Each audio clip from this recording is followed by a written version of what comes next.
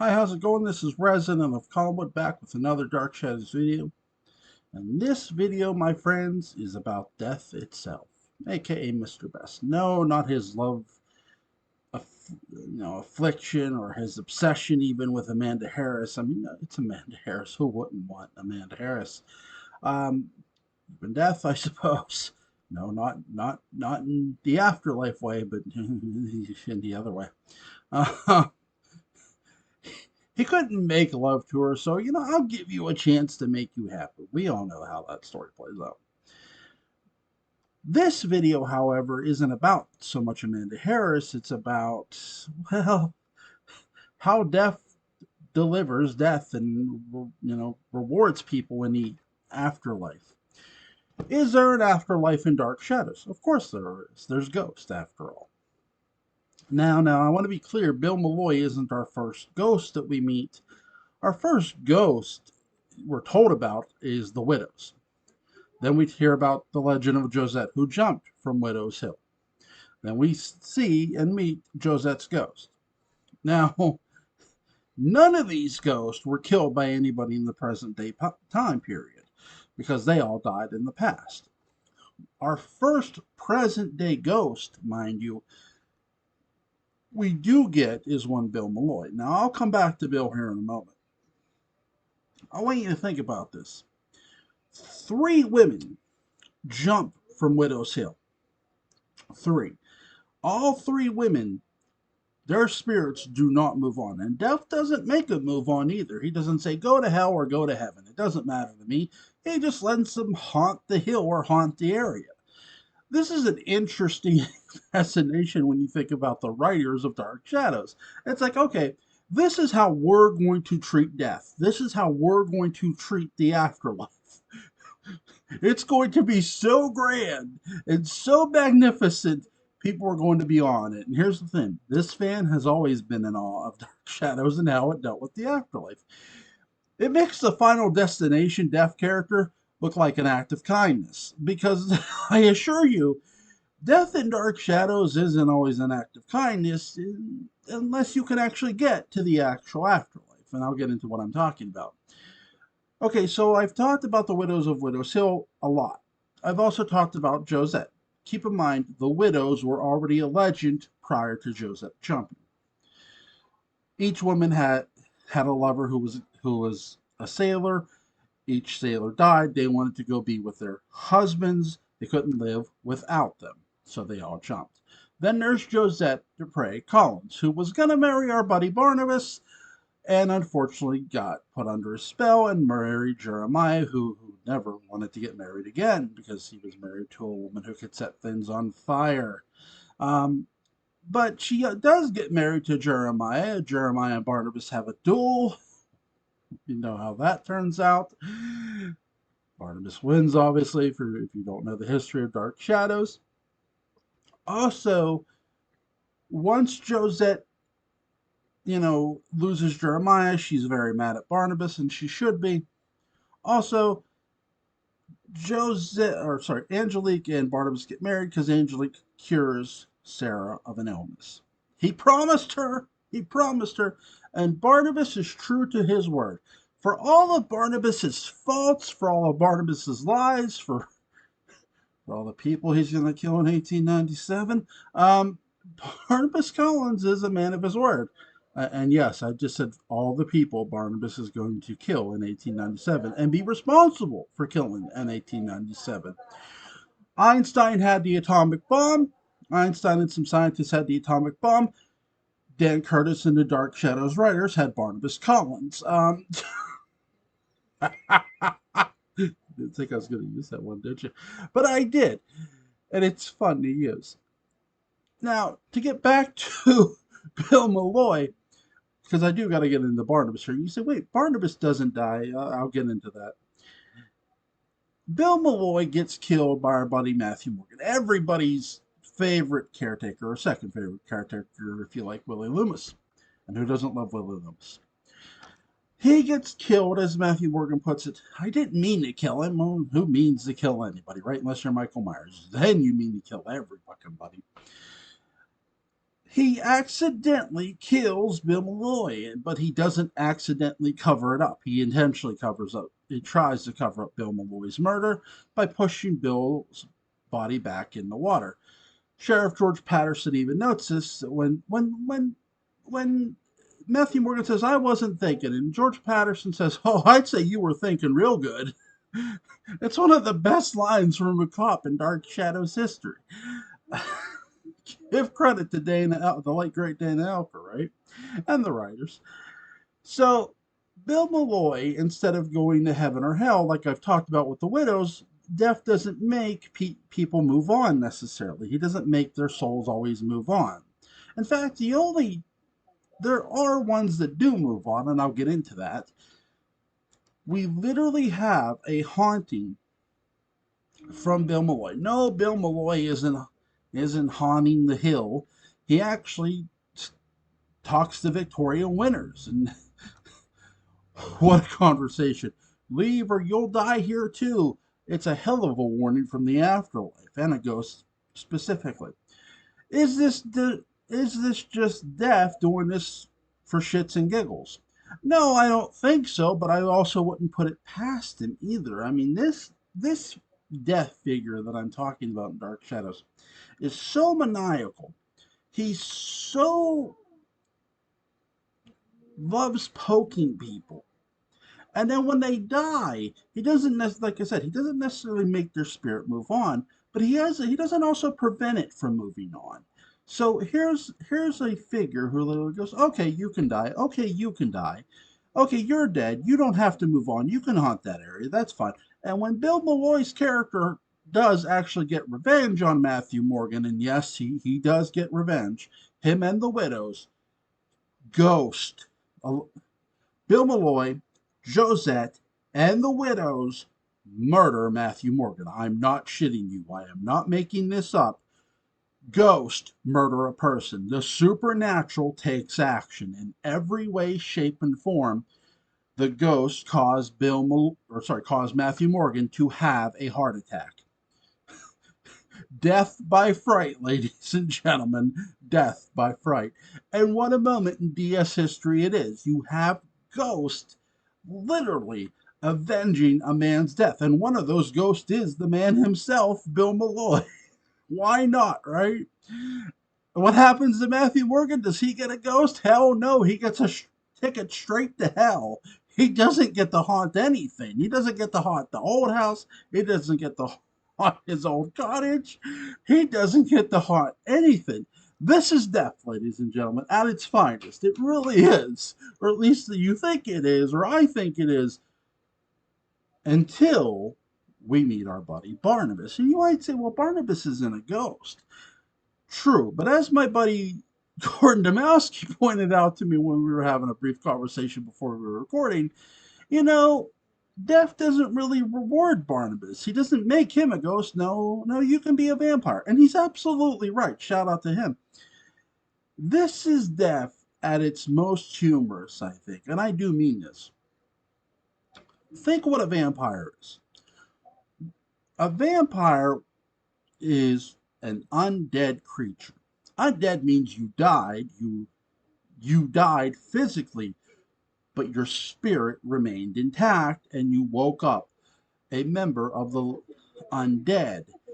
You were no longer living, but you weren't exact, but you were the closest thing to a corpse, but you could get up and move around during the nighttime while drinking blood. You couldn't go out during the day. You can't play Russian roulette with 6 silver bullets. You don't want to mess with a stake or a crucifix. Those things will mess you up. And keep in mind, death is laughing all the while because death here, where it granted, look, you could say Matthew Morgan died, but at least Matthew Morgan was granted a release. Okay, Bill Malloy was granted a release. The widows were granted a release. They just chose to stay on and haunt the area until Bill Malloy got his revenge. Then we don't hear nothing more out of Bill Malloy because his ass moved on after Matthew Morgan's death. Barnabas is our first real example of an interesting decision with death. Here's death watching a character get cursed. Vampire bat comes in. I could kill the guy and just make him a ghost. I really could. But nah, this whole vampire thing, it's an intriguing factor in Dark Shadows history. It is.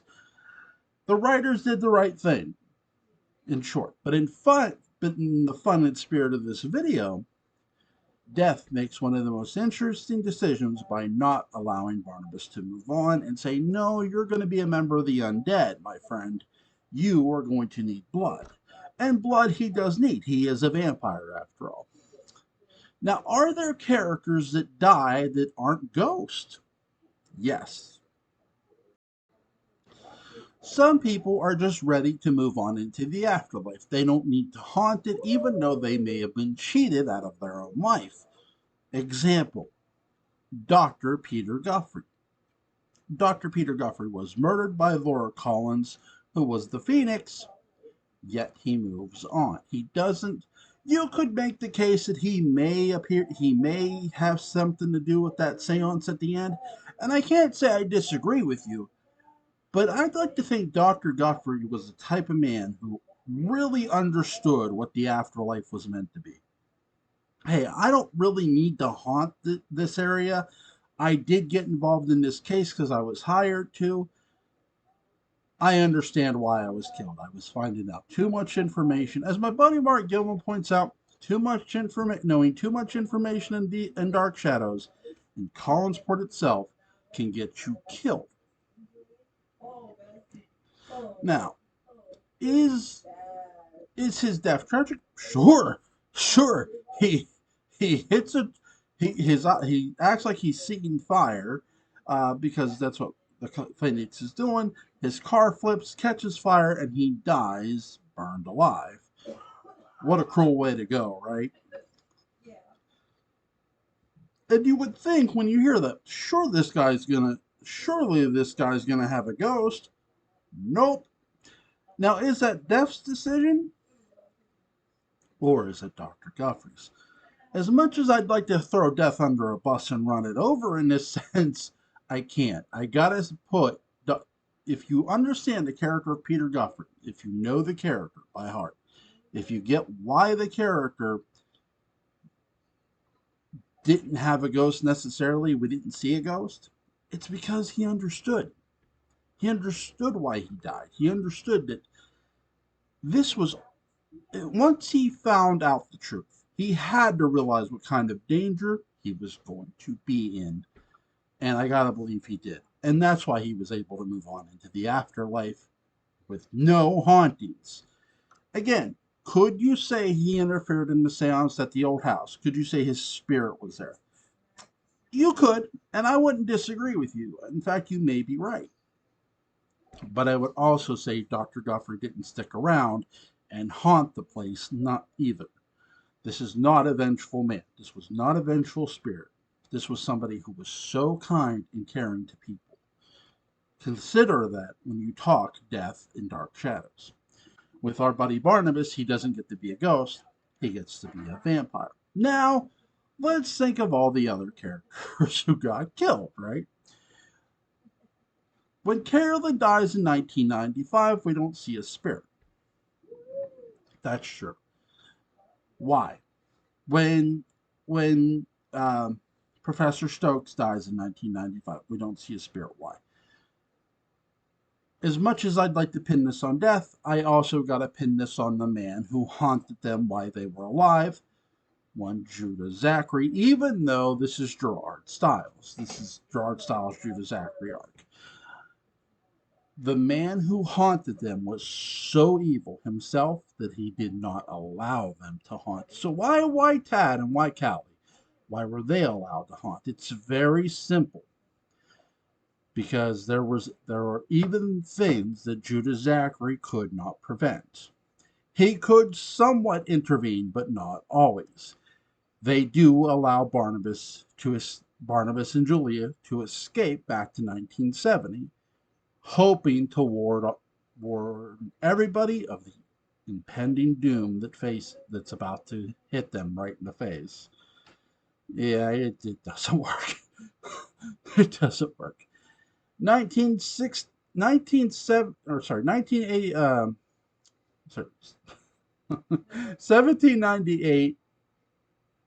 I've talked about how death owes Barnabas a thank you card, and absolutely he does. In all seriousness, look, the reason, as much as I know we always say Angelique's done a lot of bad things, newsflash, Barnabas has done a lot of bad things too. Dirk Wilkins was just somebody who was in love with the Phoenix. I mean, he just wanted to be with her for all time. And Barnabas ends up turning him into a murderous vampire, for God's sakes. It's like, Barnabas, could you do 1897 any more favors or any less favors at this point?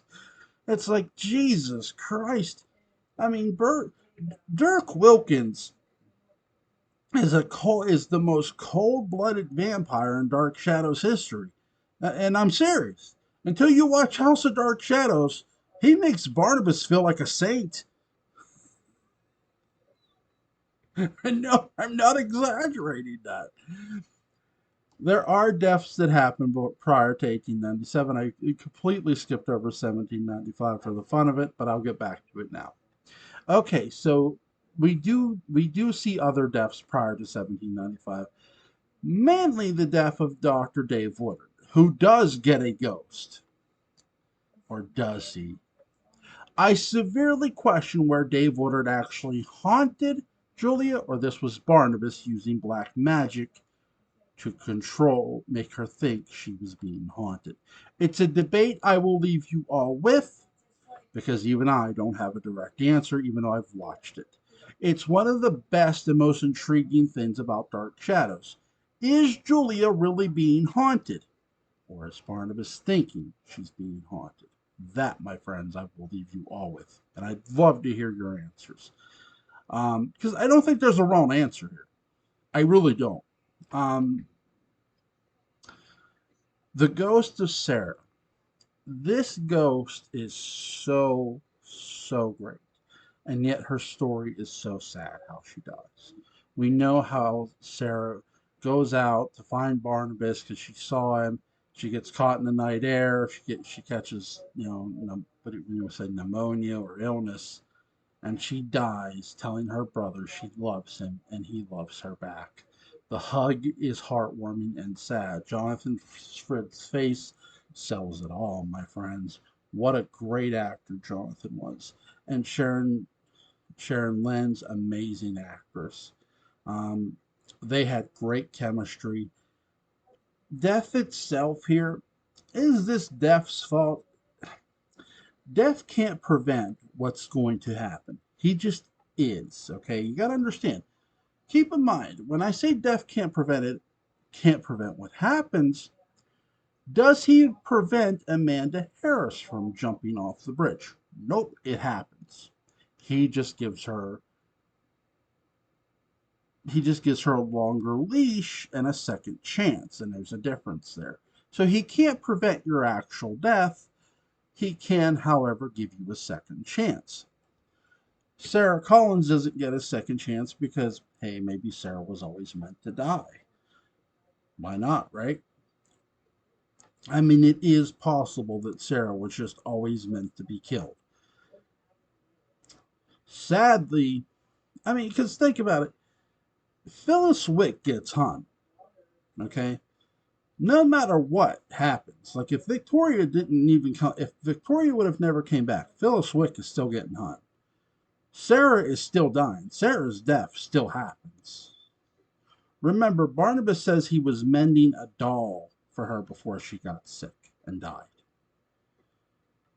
We don't see the mending the doll because that's Phyllis Wick's part of Phyllis Wick's story, not Victoria Winter's.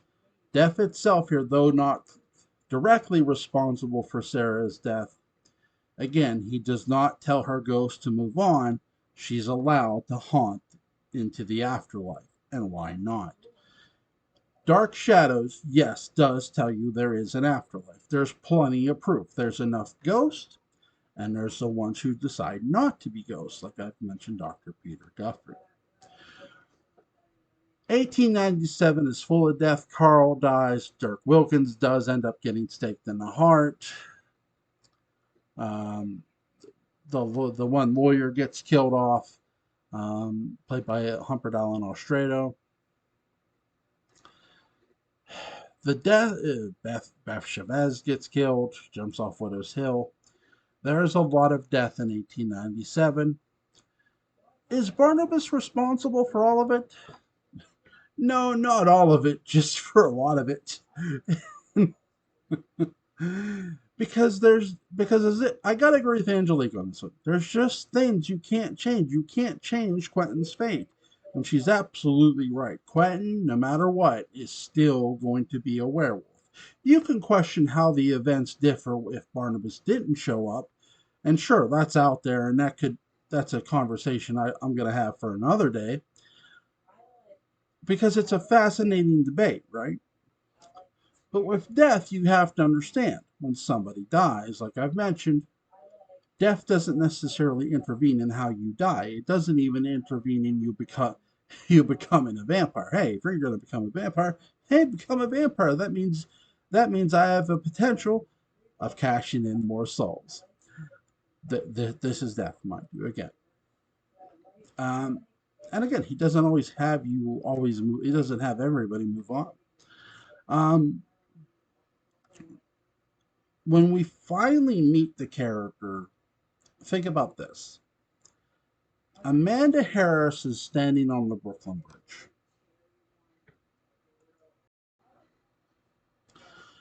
She she's standing there waiting for Quentin, and then she jumps. Ask yourself, does Death try to prevent it? He says he did. He says he was too late. How does a man who can literally materialize out of nothing be too late? It's not that he was too late. He couldn't stop her death. But like I said, he can give her a second chance. Now you might say, well, Victoria Winters was hung when Barnabas went back in time again. Again, Angelique's interference allows Victoria not to actually die. So there's that. Again, this is Angelique interfering with Death's job, not Death interfering with Death's job. Death's job is really simple. Hey, you die, great. You want to move on to the afterlife? There's the door. If you don't, you want to haunt, you got a reason to haunt this area? Go right the hell ahead. Death, though the most fascinating character Tom's, is also the laziest character in Dark Shadows history.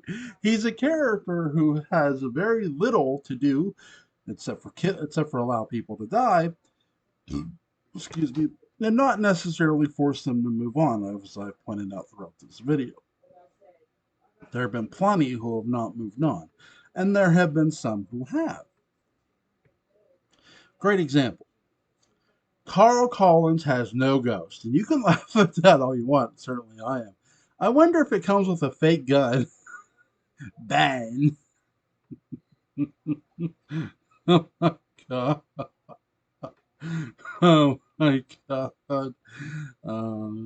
Yeah, I went there. Um, Carl Collins does not have a ghost, mind you. At least we don't see one. We're t- Carl is told in a dream by his love Pansy Faye, that the vampire is still out there. Pansy Faye gets a ghost in a dream sequence, but it's still a ghost. Regardless what we say, Pansy Faye gets to haunt Collinwood in Carl's dreams, my friends. And Carl, it's Nancy Barrett who wouldn't want their dreams to be haunted. Um, just saying, just saying. I will say this: Carl's death. Hey, it had to happen, right? I mean, Quentin doesn't prevent it. Why, Buddy Barnabas is going to help him. And what happened, Carl dying behind the curtain was cool. I like the effect of how they do it. Again, the saddest death is Sarah. I'm trying to think of all the other deaths going forward. So, what about the people who are bad? Why do they get ghosts? Well, because they do. And that answer might seem simple, But why shouldn't Reverend Trask, who was bricked up in a wall, be given a ghost? I mean, the man was bricked up alive, for God's sakes. You don't think you think he's gonna move on? You think his ghost is just gonna say, "Yeah, sure, God, I'll move on into hell or wherever you want me to go"? No, he's gonna hunt whoever did it to him, and he knows who did it to him, Barnabas. Um, Again, let's see. Think of Lamar Trask. He channels his father's spirit, right? His father answers him. He's haunting the damn. He's he's willing to talk, for God's sakes. Um, so why is Death the most fascinating character? Because he is. He's a character we rarely see, and when we finally do see, we're as intrigued by him prior to actually physically meeting him. Did Dark Shadows have to physically give us death? No, they didn't physically have to give us anything, let alone death or the devil. But they give us both, and that's an amazing feat. Say what you want. Dark Shadows always provided pure and the most pure form of entertainment. No matter where it was going, no matter what it led to, no matter who died, who moved on, who was allowed to become a ghost, who wasn't allowed to become a ghost. Death itself is one of the most fascinating characters in all of Dark Shadows. And hey, he had a infatuation with Amanda Harris, who had an infatuation with Quentin Collins. And if Death was a woman, she too would be fascinated by Quentin Collins. Trust me on that one. You folks have a good day. Take care.